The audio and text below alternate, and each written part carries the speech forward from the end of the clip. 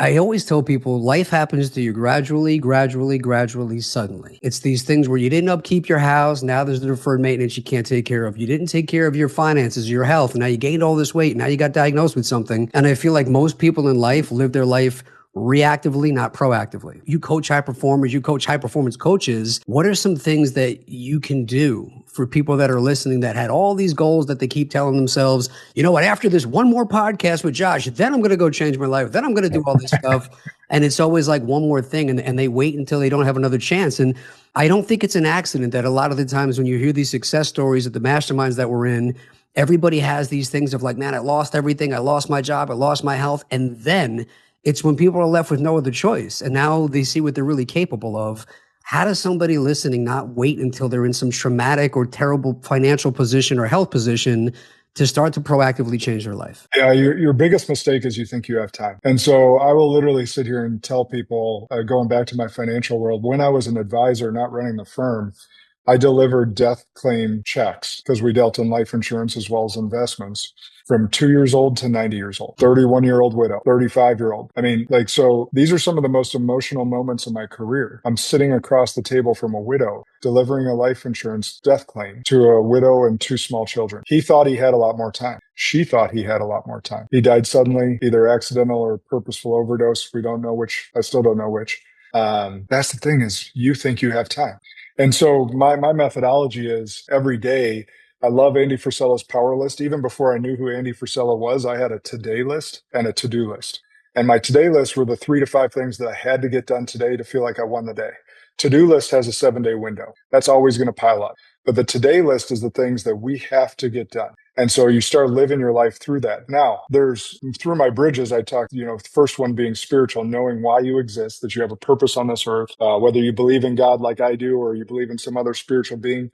Again, just having a deep connection to your spiritual life. Because again, most people have been to a funeral, a wake, visitation, whatever you want to call it, and seen that the body is there, the spirit is gone. So you got to know that we're a spiritual being, regardless if you believe in God like I do. It's figuring that out. Second bridge being internal, taking care of yourself on a daily basis, mentally, emotionally, and physically. There's a lot of guys I know take care of themselves physically, but emotionally and mentally, they're a hot mess.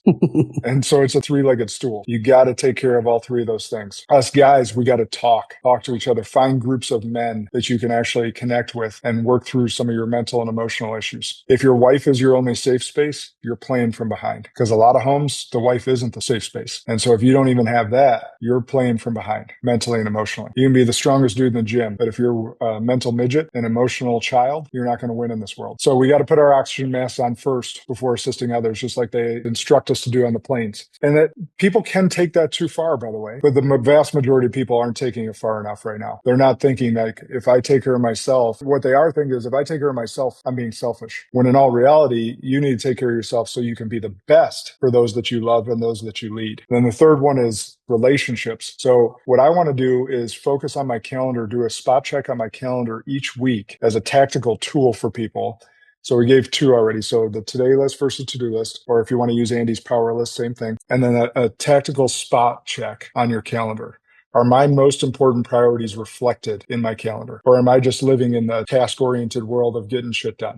Because most of us are. And so if I'm not allotting for my relationships there, here would be a third tactical tool for you guys. Put your want-tos in your calendar before your have-tos. Your want-tos, working out, reading the Bible, date night with your spouse, being at your kids' sports events. Those go in the calendar first. Because high achievers, we'll get shit done. We will get everything we have to get done. But if you put your have-tos in before your want-tos, those have-tos bleed into the want-tos. And then all of a sudden, you're not at your kid's event. All of a sudden, you're standing your wife up on a date. All of a sudden, you're letting your health go, right? So these are the things that your want-tos have to go in your calendar first. And then if you're operating on all those, like I guarantee you the stuff that you need to get done in your business is getting done, because that's why 75 Hard is such a transformational program for most people. I tell people, I was just having a conversation Saturday. We were at a Friendsgiving, and one of the wives there asked me about it. She's like, hey, I know you've done this a bunch of times. And she runs an insurance company, CEO of an insurance company. She's like, I don't know if I'd have the time. I was like, you know what's funny about that is you'll find how much time you're wasting if you actually choose to do it. Because everyone's like, especially high achievers, like 2 45-minute workouts a day. I'm not even getting one in right now. I'm telling you, you will find how much time you're actually wasting when you get really diligent about doing that program and adding that on to all the stuff that you perceive that you have to do right now. So those are the things, some tactical tools in there. And then the fifth bridge I get to beyond the environment, which environment is your professional, your financial. Fifth bridge is legacy. And legacy is what we kind of started talking about with this, with people, no regrets, dying early or dying old, doesn't matter. But what people get wrong about legacy is they think that it's 30 years from now, that they're going to leave it when they die 30 years from now. They also think it's about things, the things they leave behind. And I'm going back to those boxes that I opened up. None of those things mattered. It was my relationships with those that I love most that mattered, right? So legacy is about what you leave in others, not the things you leave behind. And you're able to leave your legacy every single day you're blessed to wake up, in every interaction that you have, and every action you take or don't take. You're leaving your legacy daily.